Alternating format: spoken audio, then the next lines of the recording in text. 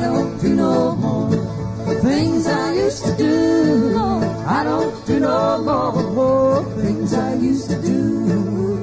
I don't do no more, for the Lord's made a change in me. This is Real History with Melissa, and today is the 17th of April, 2025. In April of 2023, I got a short message from my friend Judy, and with just a question really, asking if I knew of a town called Pioneer, Texas. And I wrote her back and said, no, I'd never heard of that. And later, maybe that same day or shortly after that, she said, so you've never heard of Pioneer, Texas? No. Why? Well, I had a dream. I was with my mother, and Alan was visiting with us. And he said that he couldn't stay long with us because he was on his way to Pioneer, Texas, and he was going to be there for 3 days. I said, oh, that's a strange dream. Now, I don't know what was going on with me in April of 2023 because I might have paid just a little bit more attention to that or asked a question or two about the details of the dream, because Judy she's definitely intuitive, and I don't want to give away any confidences, but I have experienced both with Alan and also with myself that she can pick up things from many, many miles away and kind of maybe knows when you need something. Knows when maybe there's something going on, and she'll just reach out. But I simply told her, nope, I've never heard of Pioneer, Texas.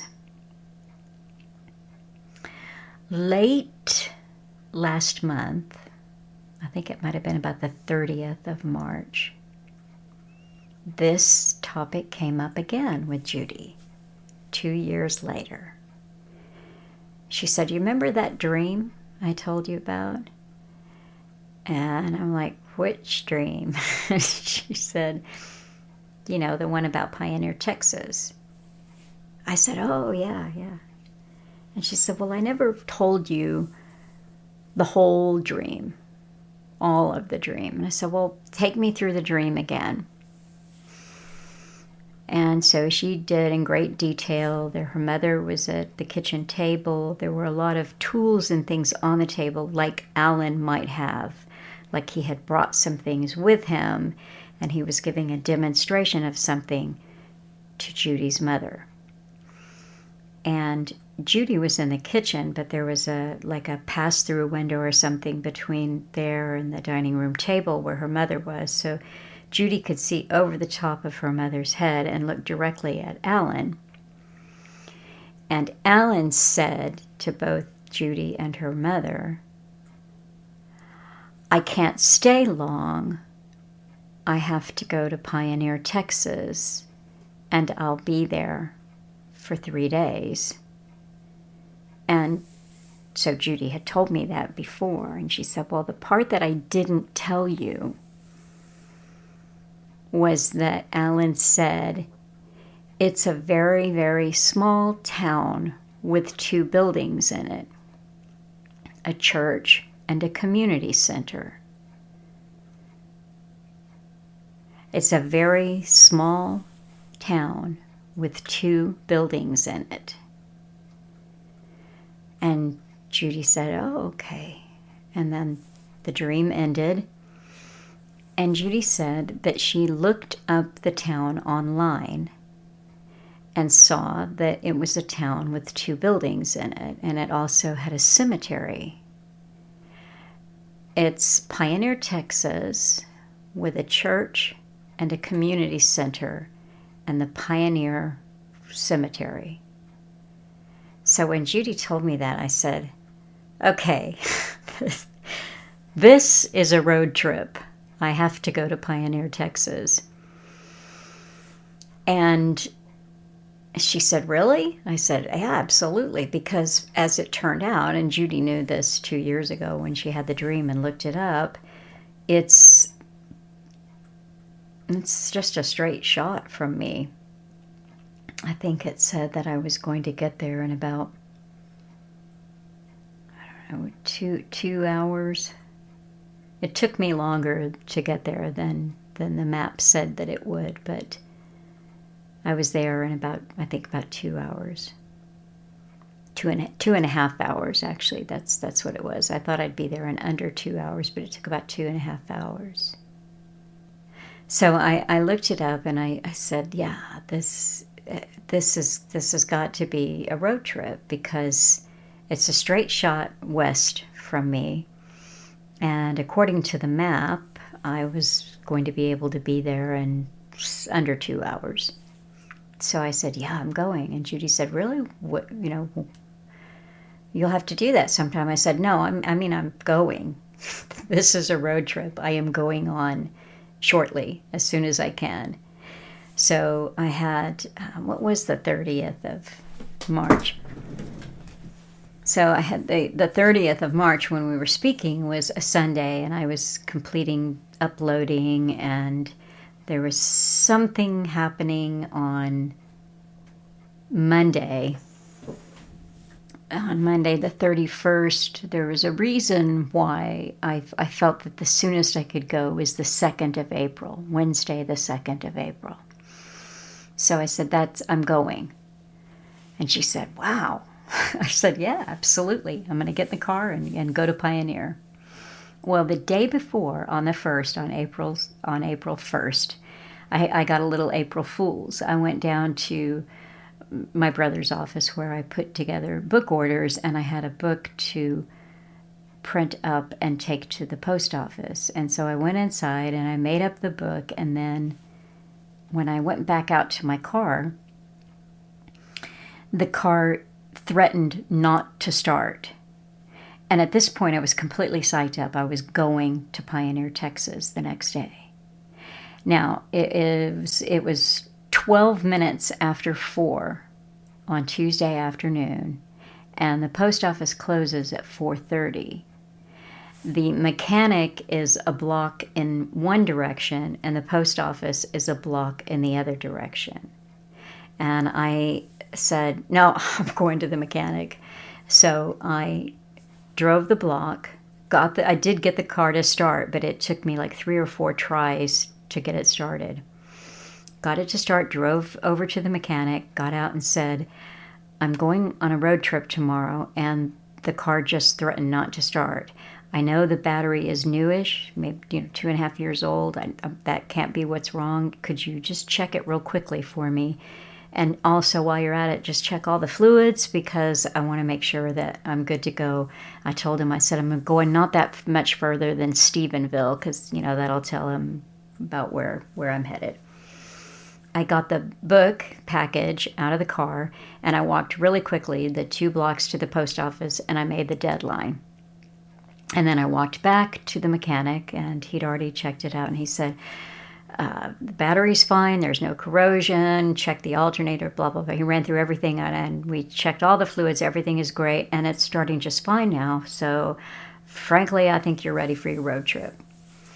So I got up early the next morning, and I had my bottled water in the car, and I was ready to go. Oh, but I'll back up. The night before I was leaving, I thought it would be a good idea if I told my brother where I was headed. And so I said, I'm going on a little bit of an adventure tomorrow. And he said, oh, really? What are you doing? And I hesitated, and he goes, well, you don't have to tell me. Everybody's entitled to their little secrets. And I said, no, I'll tell you. I said, Judy had a dream. And I told him about Judy's dream. And I said, so I'm going to Pioneer. And I told him there was was it the Ben Hogan Museum? There was a town called Dublin on the way. I said, there are these different things I may or may not stop at, but my destination is Pioneer. So he said, okay. So I got up in the morning and I drove to Pioneer. And it was uneventful. It was a pretty drive. I'm headed west. and the towns get further apart, it becomes less hilly and less tree-filled and a little more open and barren. Still some hills, that's the topography. And I realize after about, an hour and 50 minutes that I see how much further I have to go. I stopped at a gas station and, I saw how much further I had to go. And I thought, well, this is going to be at least a 2.5 hour drive. And that's about what it took me. So when I have supposedly, according to the map, arrived at my destination, I come to this place where I turned right.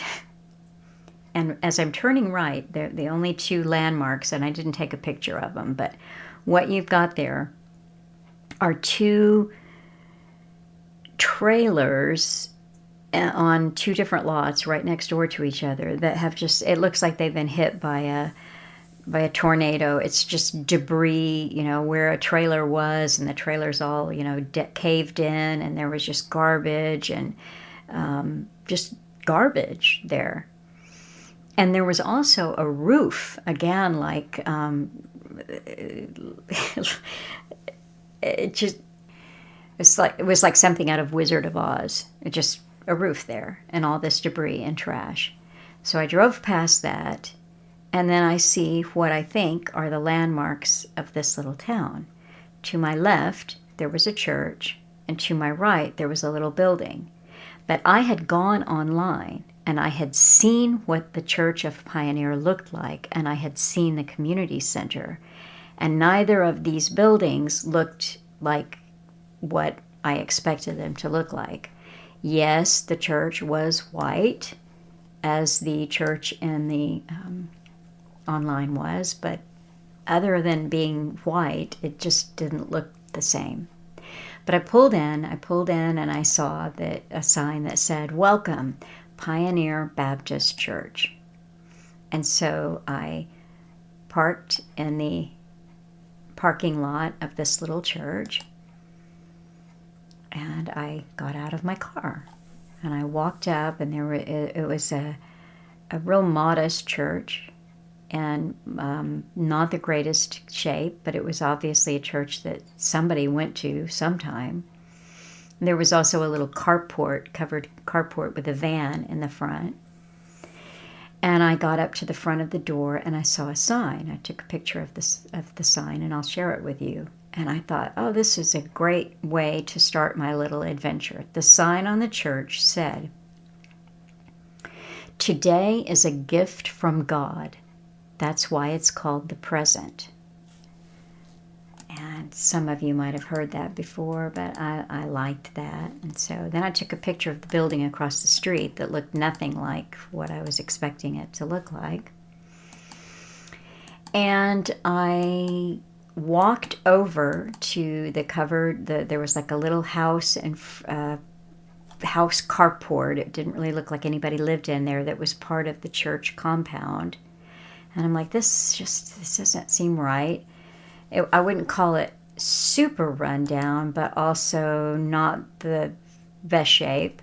And then the little carport with the van in the front, a white van that said Pioneer Baptist Church on the side of the van. Walked across, looked at the community center, and I was stymied. I felt that I had taken a wrong turn somewhere, and yet this said Pioneer.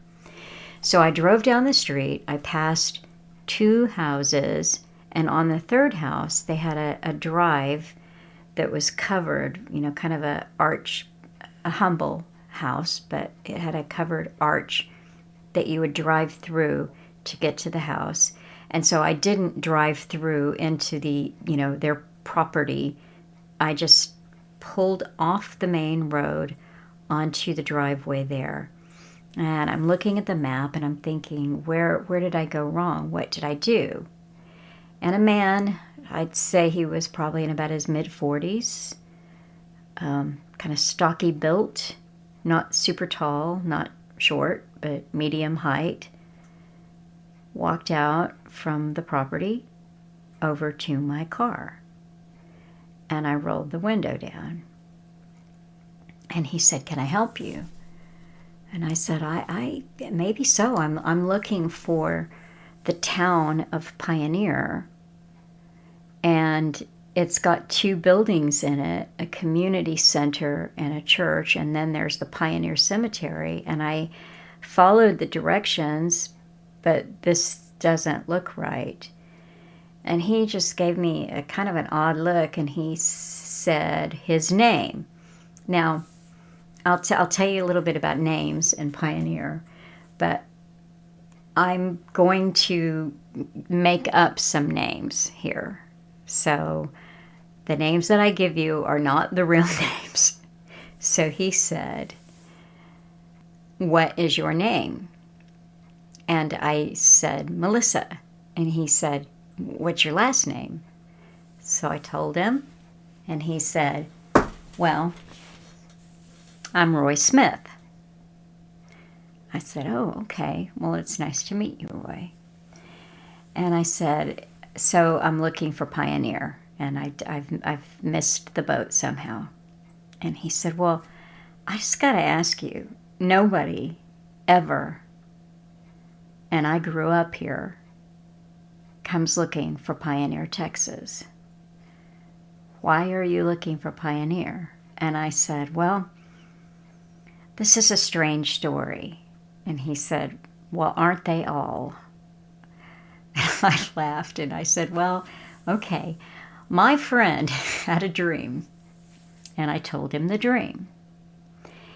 And I said, my late husband was a bit of a historian. He was a writer, and he was from Scotland, and I lived with him in Canada.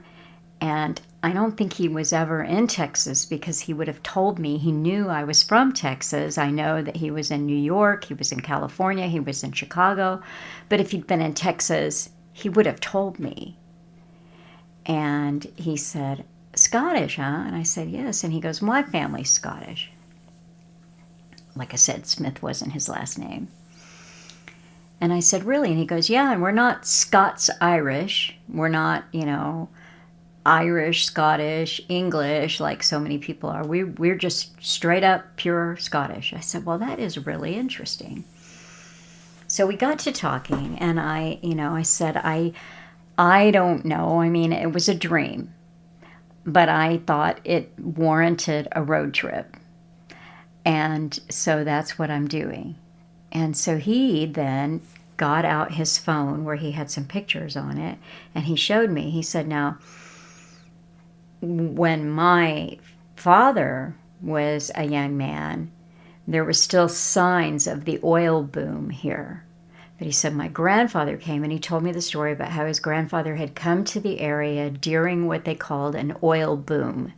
So they were, I think he was talking, I mean, it was crazy. I'm pretty sure he was talking barrels per day. But he said something like, 10,000 barrels a day in the area. And there were, many thousands of people there in this, oil boom in the early 1900s.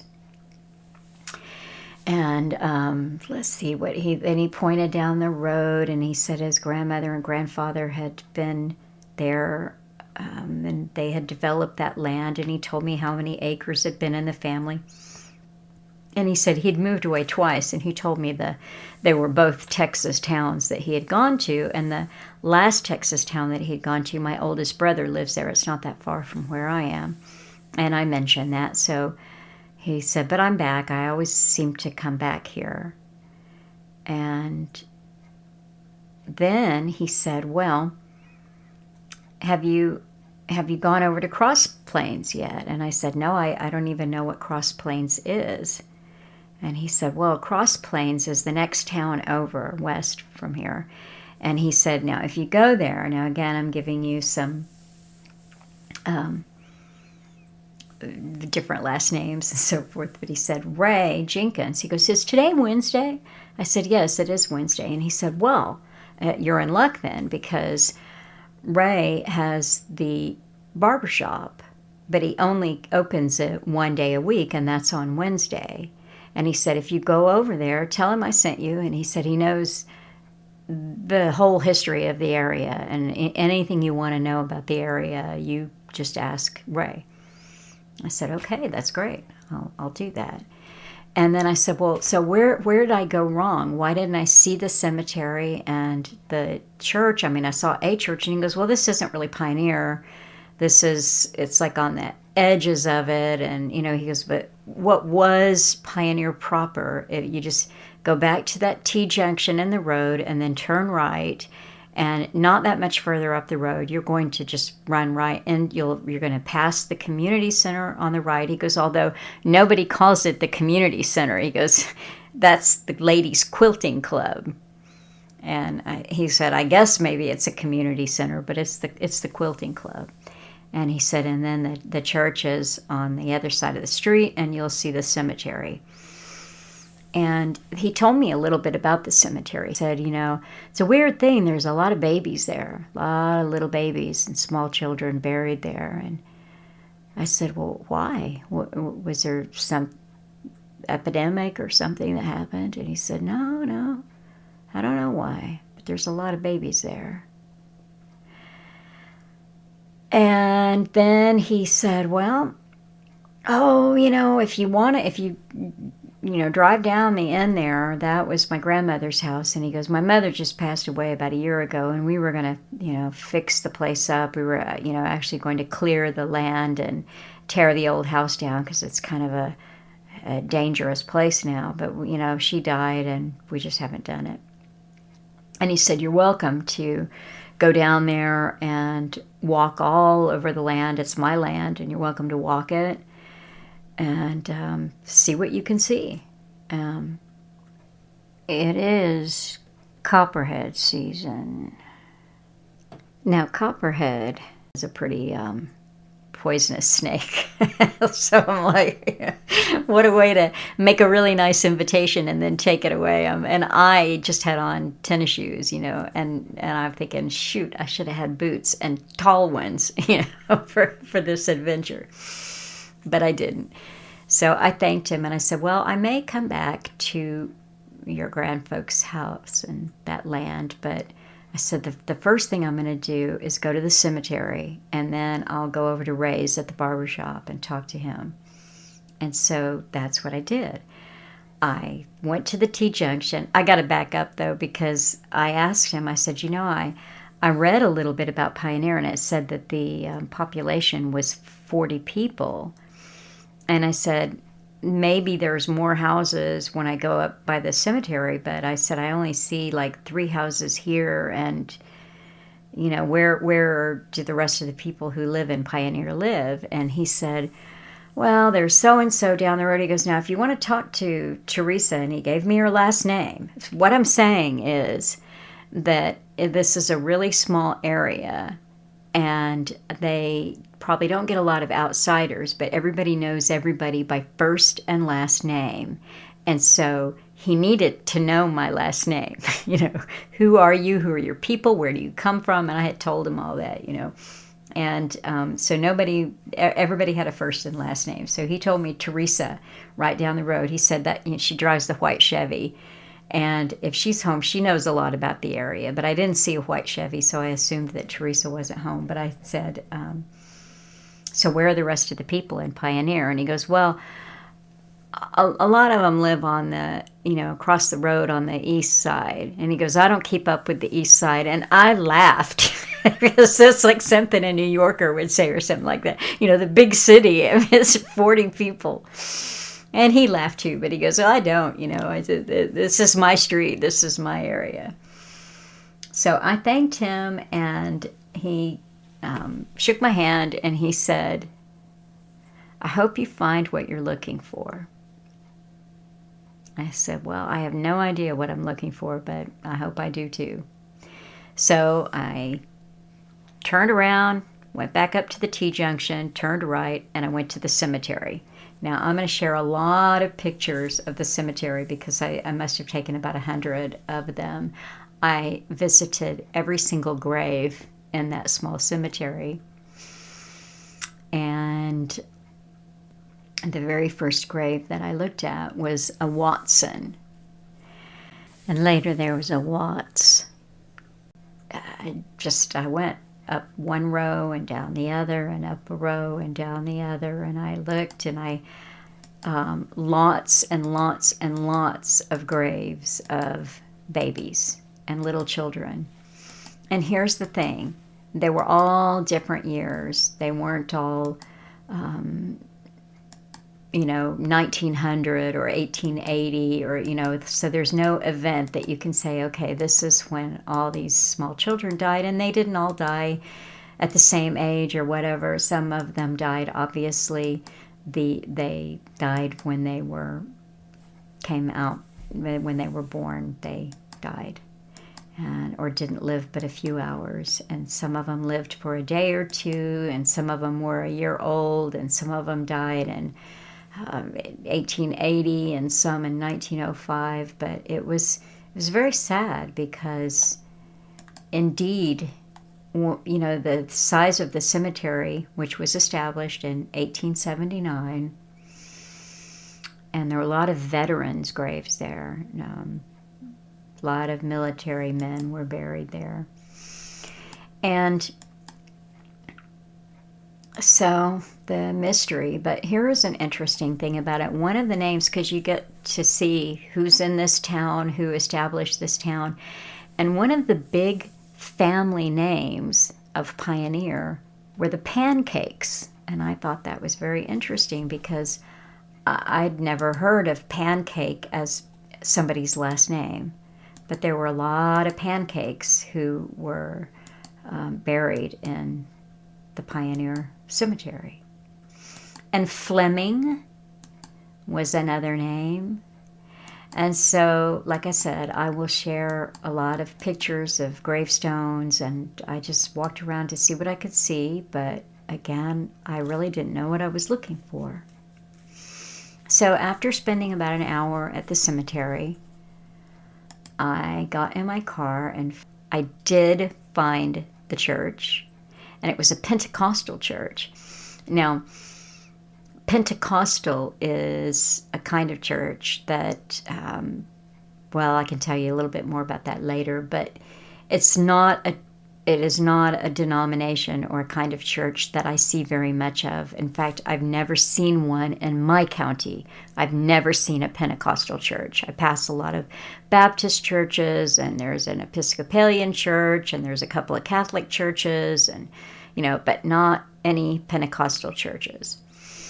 And so I got out and I took some pictures of the Pentecostal church. So this was Pioneer proper. And then I went over to the so-called community center, or the ladies' quilting club, and I went to the front door, which was a screen door that was open. And I took a picture. I'll share that with you because it's like there's some holes in it, and obviously they had a rat problem because they had a rat trap, and there were lots of evidence that rats had eaten right through the wall there. And it was a stone. I could peer through the windows. The rest of the building was sealed up pretty well. I didn't see any quilts on the wall or anything like that. It was not the most inviting building that I had ever seen, even if you set aside the rat traps. But there was, it was locked up. The rest of the building was sealed up. So I could peer through and see that, yes, women could gather here. They could have their little social time and bring their quilting supplies in and set it up. There was room for that, and that was that. And then I drove on to the little town of Cross Plains.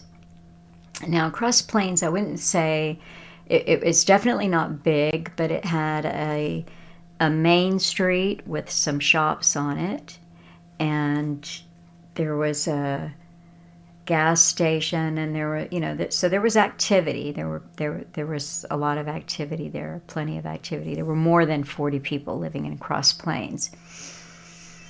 And I was looking for the barber pole, the red and blue stripy thing that you'll see on the old-fashioned barber shops. And I saw it out of the corner of my eye, but I'd already passed the main place where I could turn. And so I pulled off to the side of the road, waiting for the cars to go by so that I could hang a U-turn and go back up the street to the barber shop.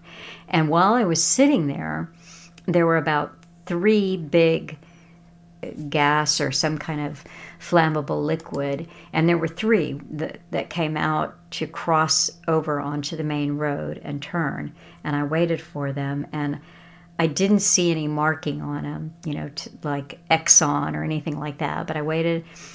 They went onto the main road, I hung a U-turn and went up, and I parked as close as I could get to the barber shop. Now, I went into the barbershop. I'm going to share a few pictures of the barbershop so that you can see it. But this is real old-timey. And the barber is there, and there were about 4 men that were chatting and waiting. And my walking in, speaking of the Wizard of Oz, I think it had the effect of like Dorothy and Toto, although I'm too old for Dorothy, so was I Good Witch Glinda? But I'm something that blew in from somewhere else, and I have to say, I'm in my dad's old car. I was wearing a pair of blue jeans, and they were not tight, and they were old. And I was wearing a denim shirt, and it was not new. It was feminine. It wasn't like a guy's denim shirt, but it was nothing fancy. And I was wearing my black tennis shoes and a little black purse that was like no big deal. And my hair was pulled back in a ponytail, and I did not have any makeup on. And I still think the effect was Good Witch Glinda, because these men were like, who is this woman? And that was before I opened my mouth and told them about the dream that Judy had.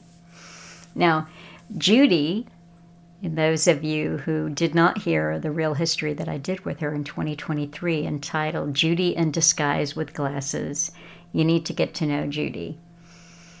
She is as dear a friend as I could ever ask for, and someone that I can talk to on the phone for hours, and if I'm talking for a long time and laughing really hard, my brother just kind of knows it's Judy.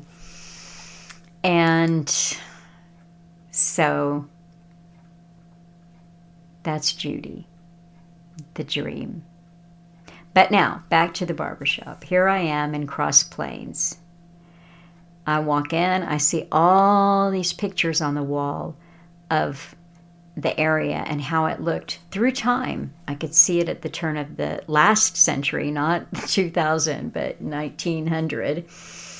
And I could see how it looked in 1930, because there were those cars. And so I saw the horse and buggy days and the 1930s cars, and I'm just taking in all of this. And I'm also seeing all of the oil derricks and so whatever Cross Plains was, it isn't that now.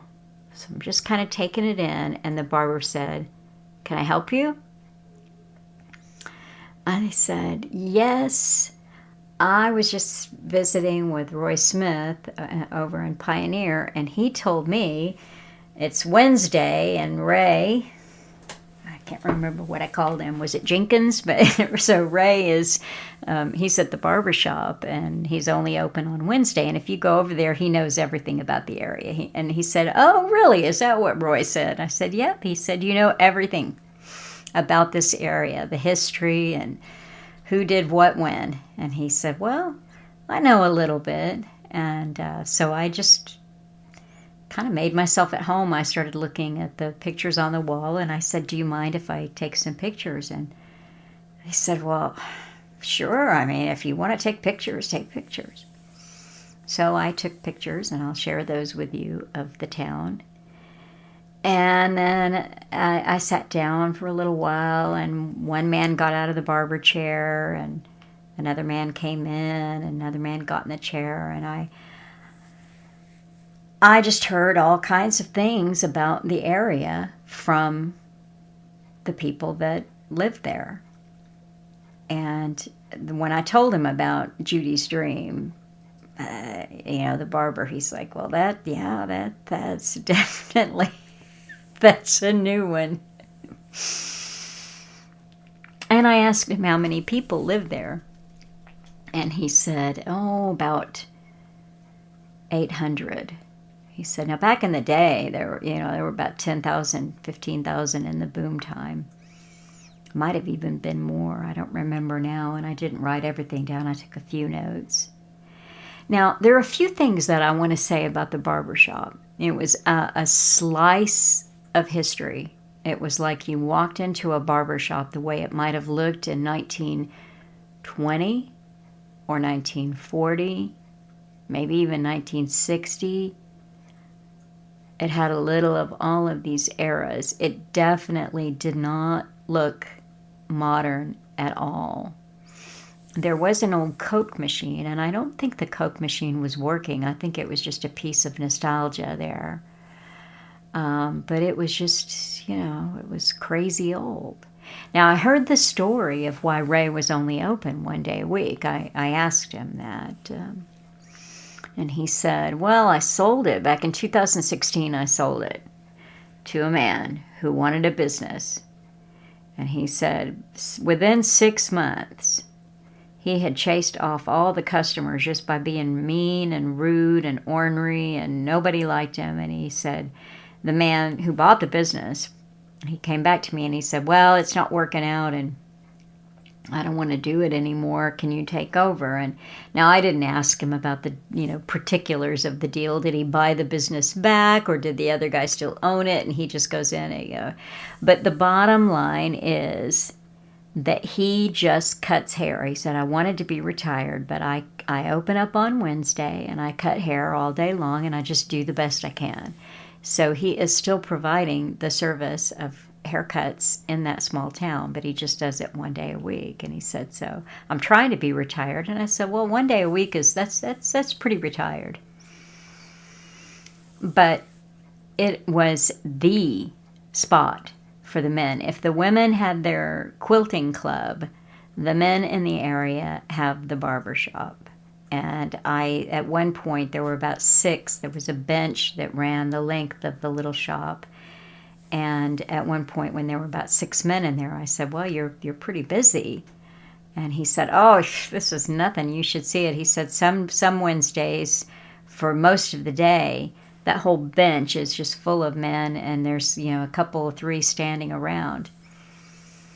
Now, one of the things that was so interesting to me about my time in the barber shop was that nobody was looking at their cell phone. In fact, there was no cell phones. And nobody was looking at a screen.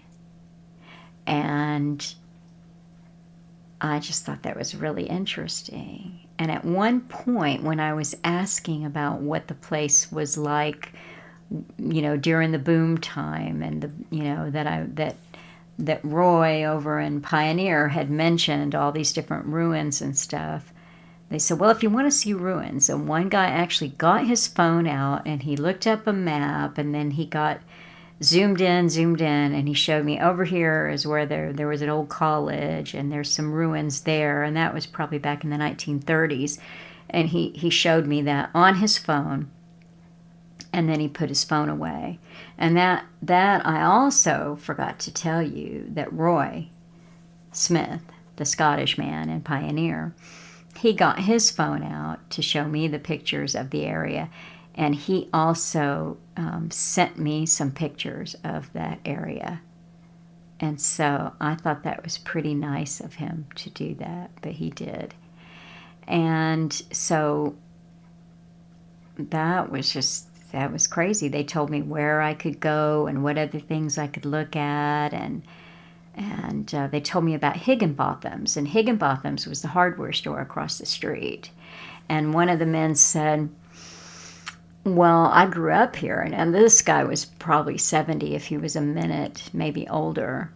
And he said that Higginbotham's it had everything, and it was lined up birth to death. So when you walked in the hardware store, they had the cradles and the playpens and the children's toys and clothes, and then it just got older and older as you went through the store. So they had the things for the school-age children, and they had the section for the cooking and the homemaking and that kind of thing. And he said then by the time you got to the other end of the store, they had the mortuary. And they had the different rooms like you would get at a funeral home, so that if there was more than one person that was having a funeral that day, there were like 3 or 4 little rooms that you could have the casket in and the family could have viewing. And he said those rooms are still there. You'll see it if you walk in the store. And I did. I went to Higginbotham's, and it's a nice hardware store with modern, nice implements. And he said, well, a lot of people would prefer to shop here than drive over. And he told me the next town where they had the Home Depot. And, he said, so, but you'll see at the far end, you'll those rooms that were the funeral homes, those are still there. They use them for other things. And sure enough, they were there.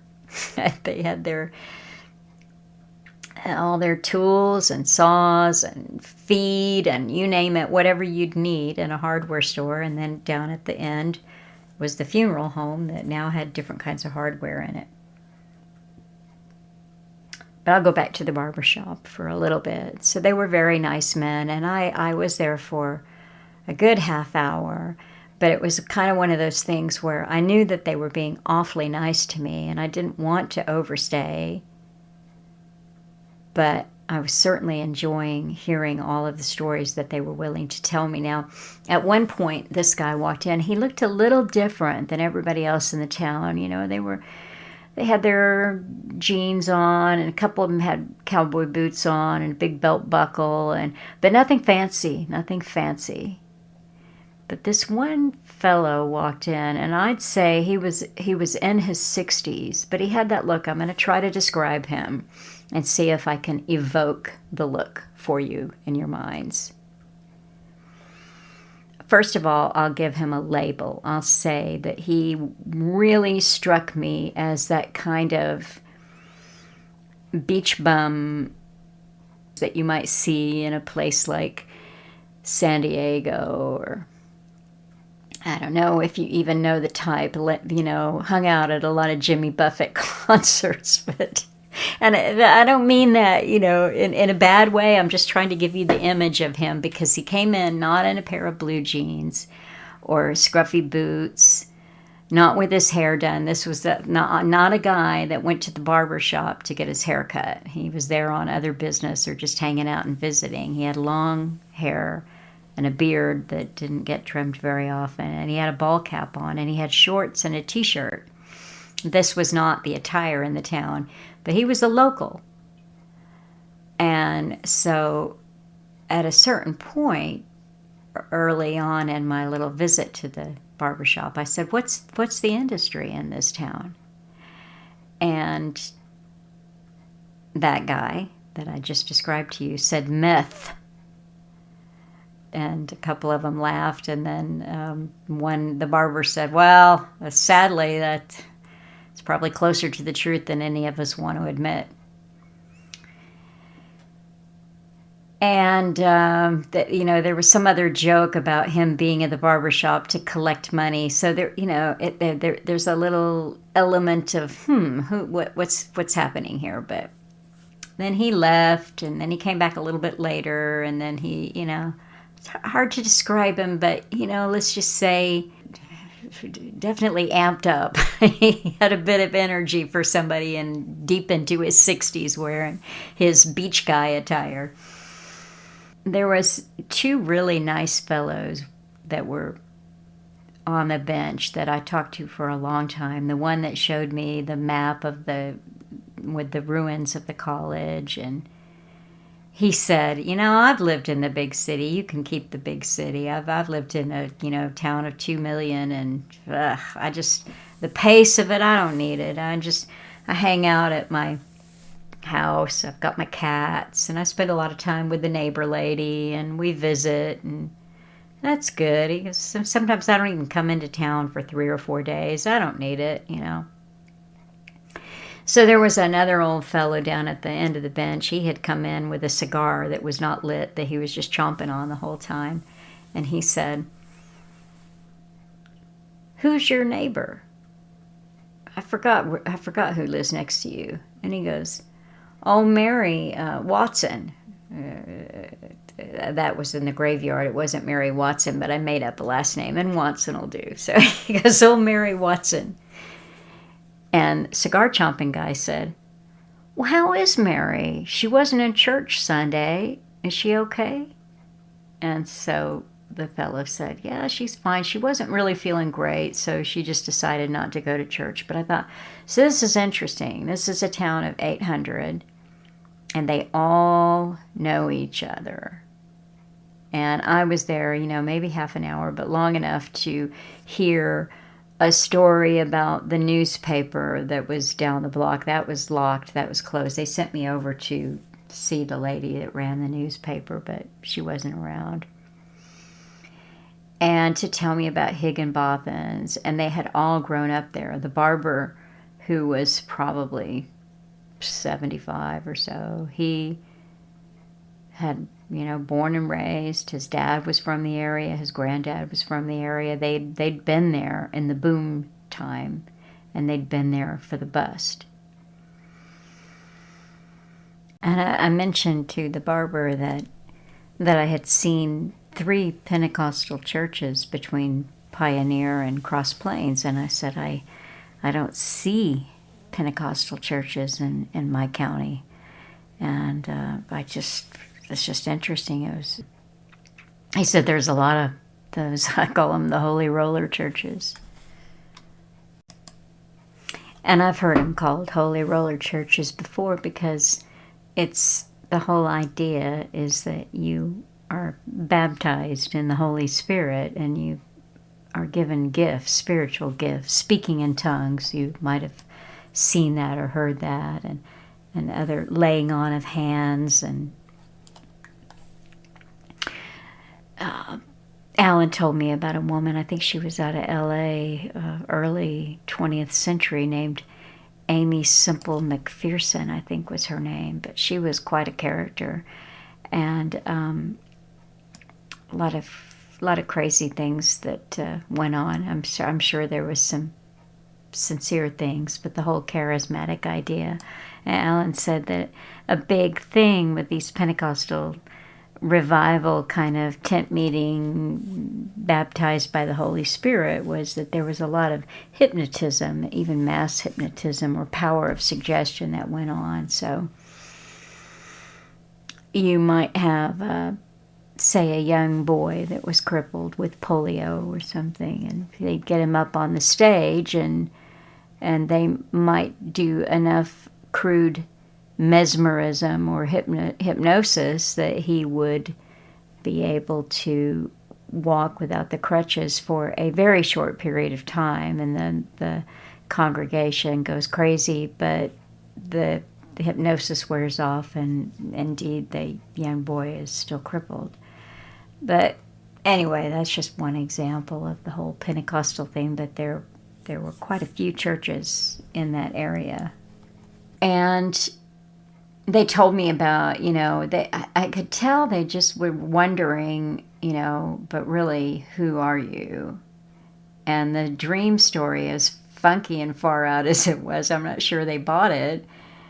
And so it kind of led into one of them saying, well, somebody was out here from Channel 4 one time, and he was making a thing. Do you remember what was the name of his show? It was like he had a kayak. Maybe that was part of the show. It was like, man and kayak, and they go around and film it. And he made these little things. He put them up, and he said he didn't do a very good job, though. And one of the other guys said, oh, it was okay. He just missed a lot of the important stuff, and he needed a tour guide. That's what they all agreed, was that the fellow that came in with the film crew and the kayak, he needed a guide, and he would have done a better job. And then at some point, as I was getting ready to leave, I said, would it be okay if I took some pictures of you?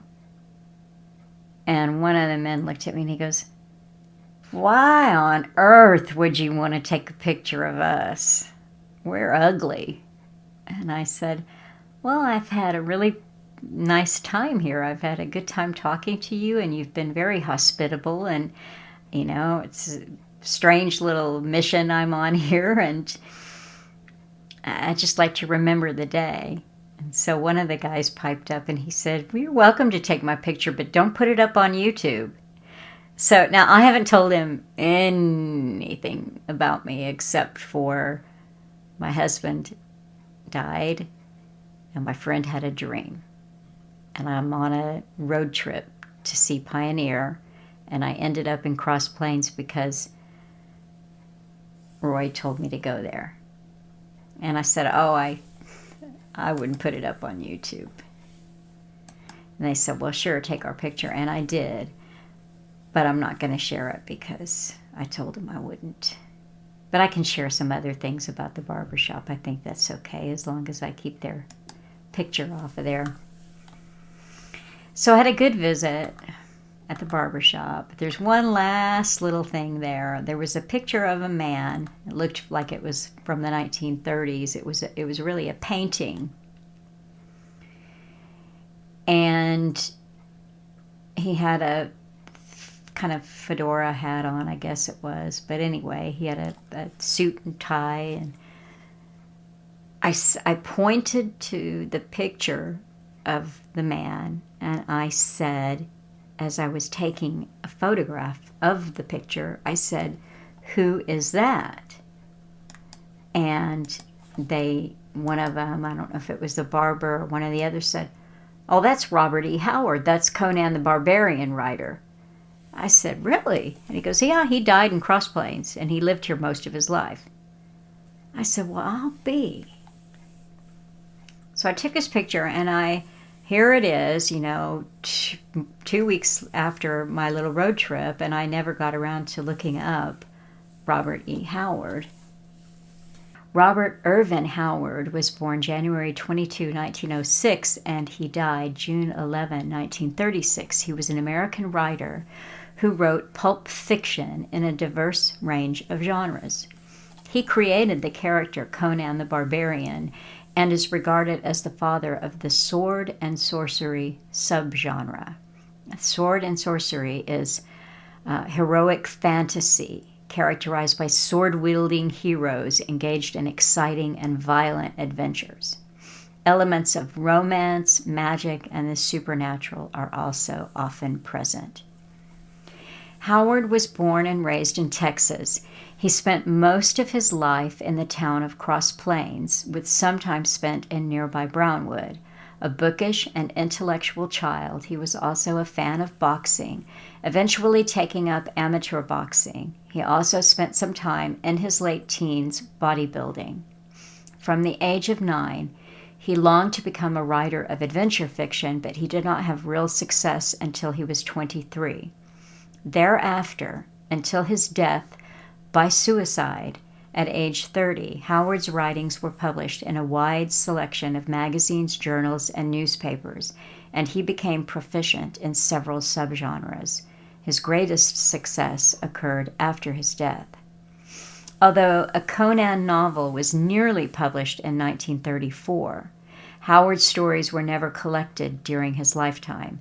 The main outlet for his stories was Weird Tales, where Howard created Conan the Barbarian. With Conan and his other heroes, Howard helped fashion the genre now known as sword and sorcery, spawning many imitators and giving him a large influence in the fantasy field. Howard remains a highly read author, with his best work still reprinted, and is one of the best-selling fantasy writers of all time. Howard's suicide and the circumstances surrounding it have led to speculation about his mental health. So he was born in Peaster, Texas, the only son of a traveling country physician, Dr. Isaac Mordecai Howard, and his wife, Hester Jane Irvin Howard. His early life was spent wandering through a variety of Texas cow towns and boom towns. Dark Valley, Seminole, Poteet, Oran, Wichita Falls, Bagwell, Crosscut, and Burkett. During his youth, his parents' relationship began to break down. The Howard family had problems with money, which might have been exacerbated by Isaac Howard investing in get-rich-quick schemes. Hester Howard, meanwhile, came to believe that she had married below herself, so the pair were actively fighting. Hester did not want Isaac to have anything to do with their son. She had a particularly strong influence on her son's intellectual growth. She spent her early years helping a variety of sick relatives, contracting tuberculosis in the process. She instilled in her son a deep love of poetry and literature, recited verse daily, and supported him unceasingly in his efforts to write. Although he loved reading and learning, he found school to be confining, and he began to hate having anyone in authority over him. Experiences watching and confronting bullies revealed the omnipresence of evil and enemies in the world and taught him the value of physical strength and violence. As the son of the local doctor, Howard had frequent exposure to the effects of injury and violence due to accidents on farms and oil fields, combined with the massive increase in crime that came with the oil boom. First-hand tales of gunfights, lynchings, feuds, and Indian raids developed his distinctly Texan, hard-boiled outlook on the world. Sports, especially boxing, became a passionate preoccupation. So he was a voracious reader.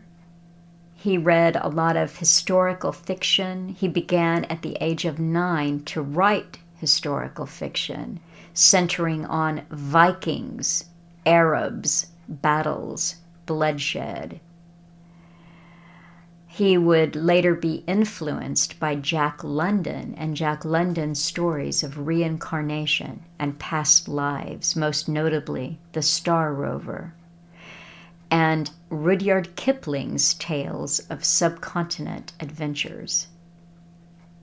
So in 1919, and this would have been when he was 13, I guess, the family moved to Cross Plains, and that's where they would stay for the rest of Howard's life. Howard's father, and there's a picture I'll share of the Robert E. Howard Museum in Cross Plains, Texas. Howard's father bought a house in the town with a cash down payment and made extensive renovations. That same year, sitting in a library in New Orleans while his father took medical courses at a nearby college, Howard discovered a book concerned with the scant fact and abundant legends surrounding an indigenous culture in ancient Scotland called the Picts. Now, it goes on. I'll share you this wiki page, and you can look at it. But when I was looking at that today, I thought, isn't that interesting? Because Alan was also interested in the Picts. And here you go. In 1930, with his interest in Solomon Kane dwindling, this is Solomon Kane is a sword and sorcery, so his interest in that is dwindling, and his cull stories were not catching on. Howard applied his new sword and sorcery and horror experience to one of his first loves, the Picts. His story, Kings of the Night, depicted King Cull, conjured into pre-Christian Britain to aid the Picts in their struggle against the invading Romans, and introduced readers to Howard's King of the Picts, Bran Mac Mom. I find that interesting. There might be something there. I'll have to explore that more.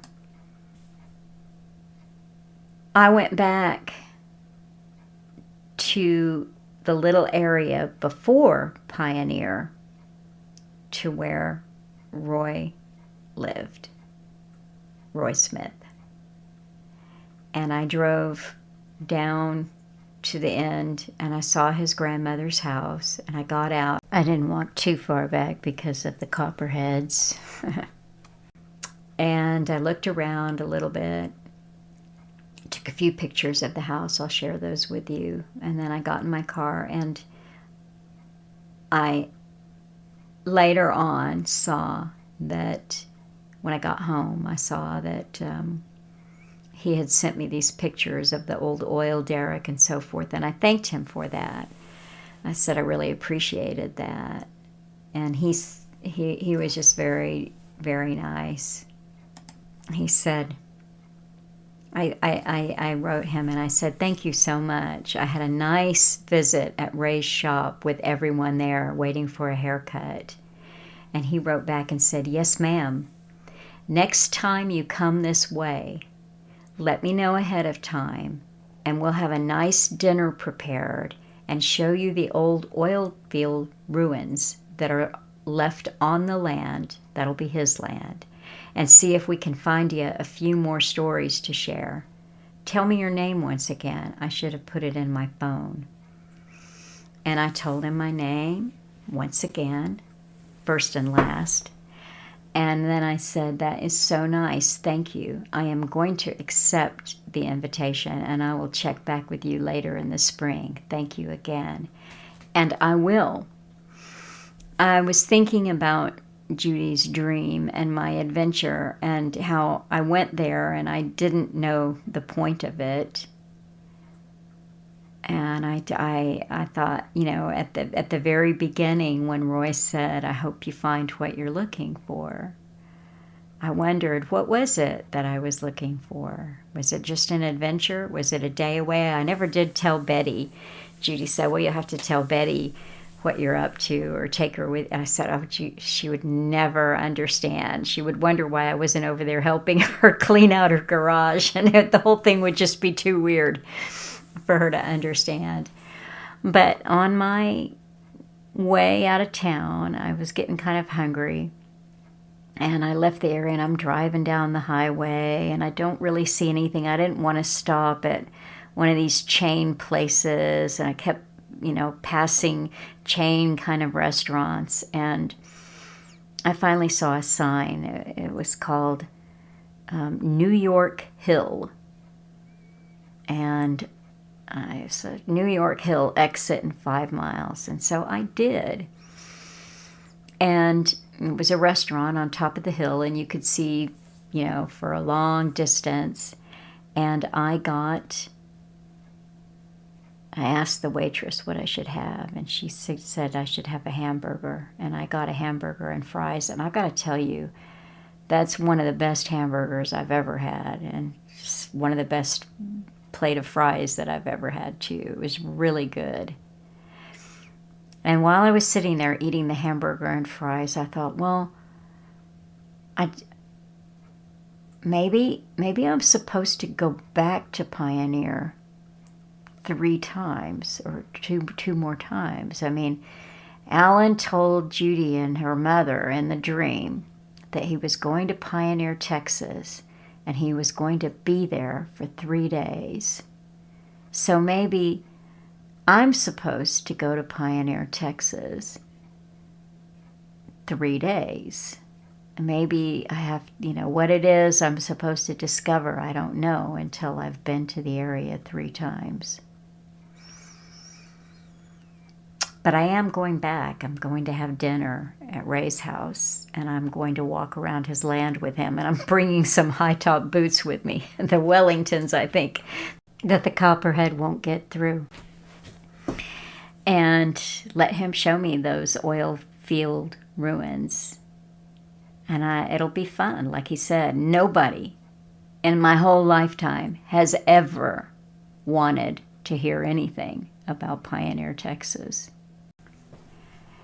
So I don't normally do this, but I am making this little addendum for you because I recorded the real history yesterday, and then last night I was thinking about Robert E. Howard, and I thought, you know, I just recorded that kind of off the cuff without doing any homework or reading or thinking about it. And I've never read his work. I've never read Conan the Barbarian, and I never saw the movie. And it was just an interesting thing that I had stumbled on. But when I was reading the wiki and saw his fascination, his early fascination with the Scottish Picts, this warring so-called indigenous tribe, it got me thinking about a few things. So I listened to someone who had known him.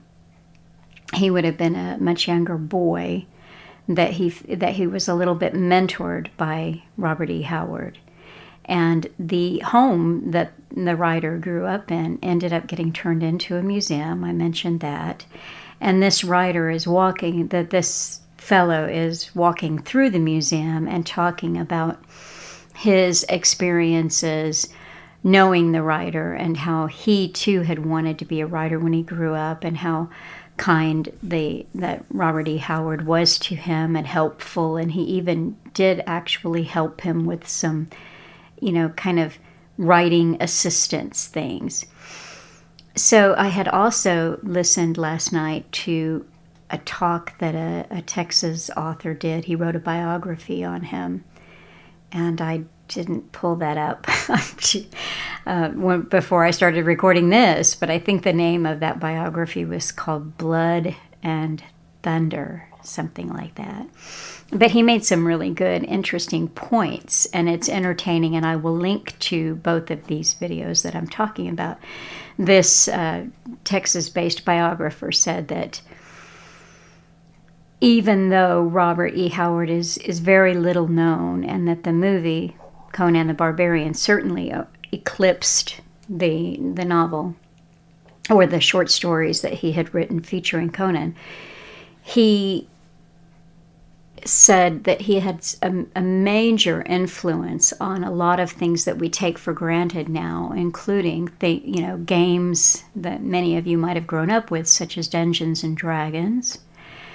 And also he talked about the impact that it had on even video games, and that, so there's an impact that the writer, this is the case that he's making, the biographer, that his reach, his scope was much more than just writing some fantasy fiction.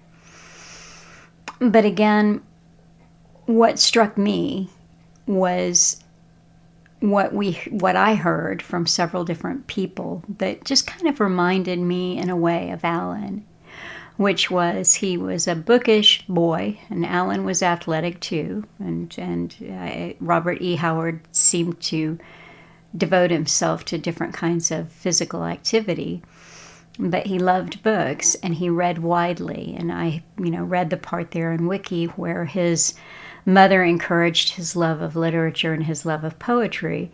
But according to this one old fellow who was walking through the museum, his father also encouraged that as well, even though the family ended up breaking up.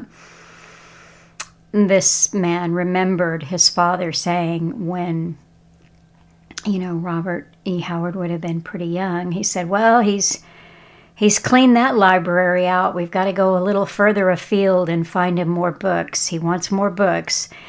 And it was kind of a joke that he just read the local libraries out and they'd have to go find him more books to read. And he knew at the age of 9, and he was already writing short stories then, that this is what he wanted to do. And I made some parallels in my own mind. Yes, Robert E. Howard wanted to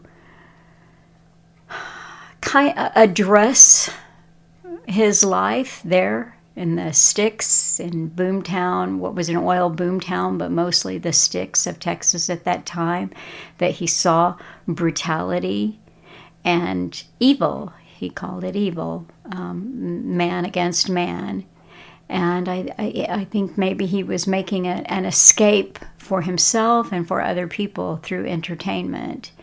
And he was a voracious reader and consumer of anything about history that he could get his hands on. And I saw that parallel with Alan. And of course, the direction that Alan went with it was not to entertain us, but to educate us and encourage us to think about these things for ourselves. But it was that bit in Wiki where it described his fascination with the Scottish Picts and the fact that there was scant factual information about them, but just stacks of legend around them. So the Picts, even for those of you who don't study history, might have seen the popular depiction of the Picts, where they're painted in blue body paint, essentially.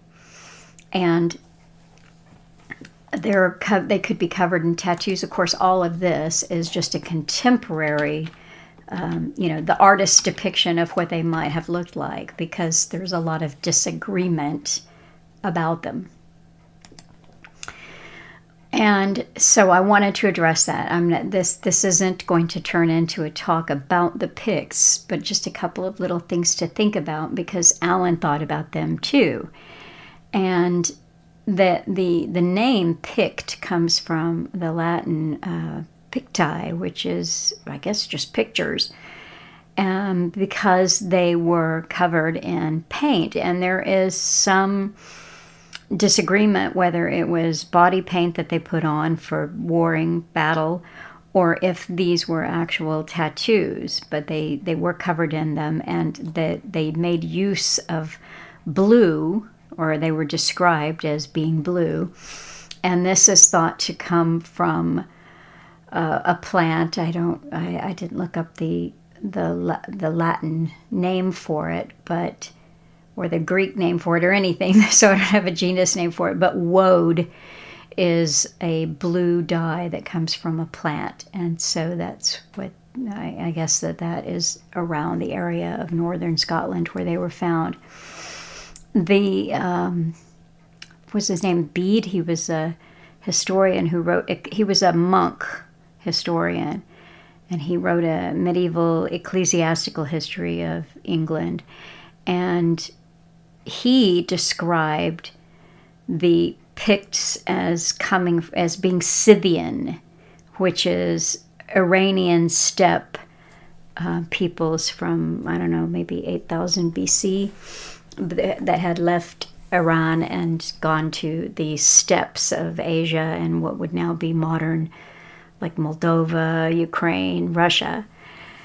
And there are other historians who think that they were just a local indigenous people. But when you study the Picts, you get a lot of clues that they were different. They were very skilled metal workers. A lot of these standing stones that you see, Alan showed me a lot of the roundhouse constructions where people lived in these round houses, the stone houses with the thatched roof. And those are Pictish dwellings, and the carvings on the stones were quite elaborate and unique and very stylized. So if it was depicting an animal, it was quite stylized. And so the historians refer to the Picts as the Pictish Problem, but these were the Scottish men, we'll just call them Scottish now, who fought off the Romans. So you can understand why a writer like Robert E. Howard would be fascinated by them, and I can also understand why Alan was too. I noticed that there was a bit of study around them in the DNA discoveries. They said that they had done the complete genome of 8 remains, 8 full human remains that they had uncovered from a Pictish cemetery, and that they had determined that they were indigenous, they were local.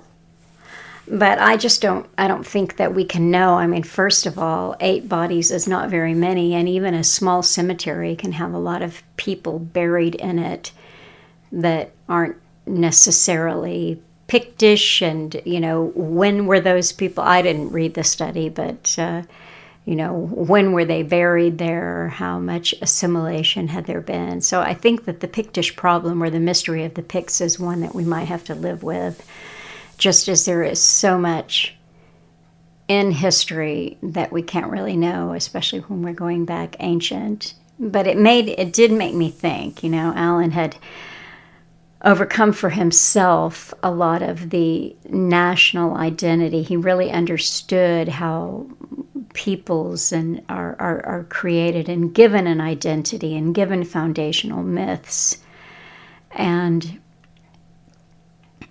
that this is part of culture creation. And so he was the big picture thinker, and he was not going to be stuck in a national problem or a national identity like Scottish independence or something like that, that just wasn't for him. And he had left Scotland as a young man. But I know, and I'm just sharing this with you because this little adventure of mine brought this up, I know that Alan, even though he wouldn't say it out loud, I know that he loved being Scottish. And I know that he thought that there was something special about being Scottish. Again, he would not have said that. So I'm just going to take us once more back to the cemetery.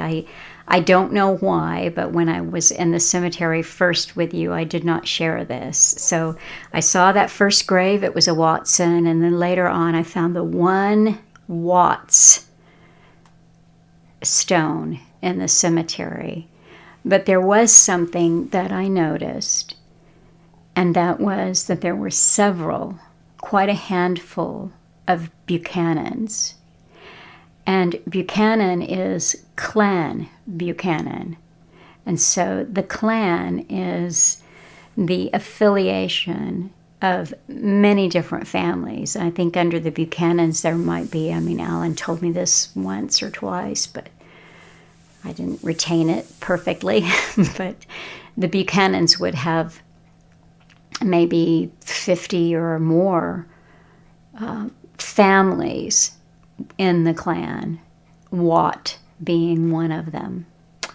So I will leave you with those few things to think about, and I'll be sure to remember to give you some videos that you can watch if you're interested in Robert E. Howard. And now I'll continue with the rest that I had already recorded, and that's that.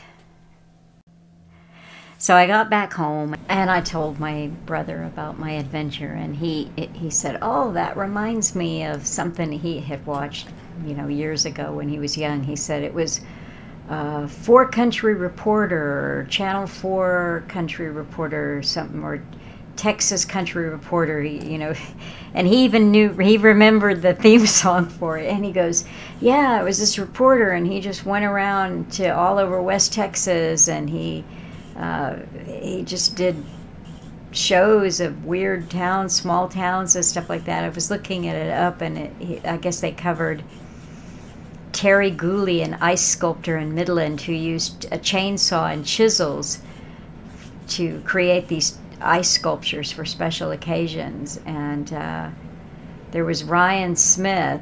He was a law school dropout who returned to the drive-in theater in Lubbock.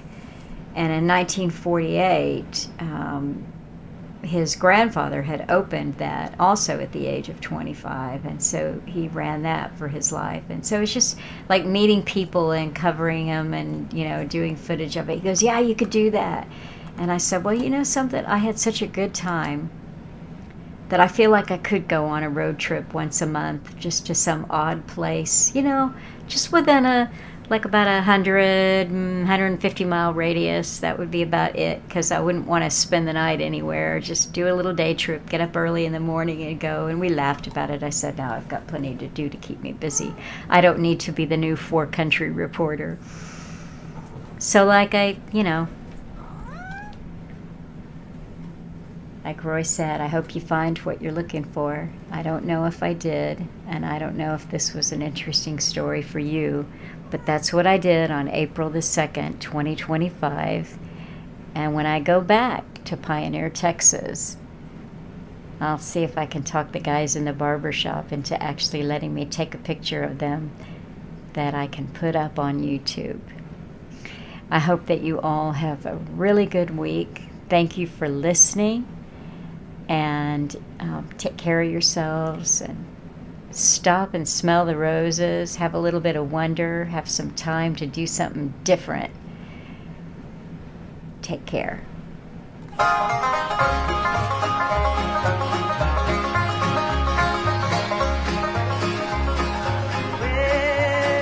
I've got something that the world didn't give me, and the world cannot take it away. And I've got something that the world didn't give me, and the world cannot take it away. Well, it is love, sweet love, oh, sent to me from my father.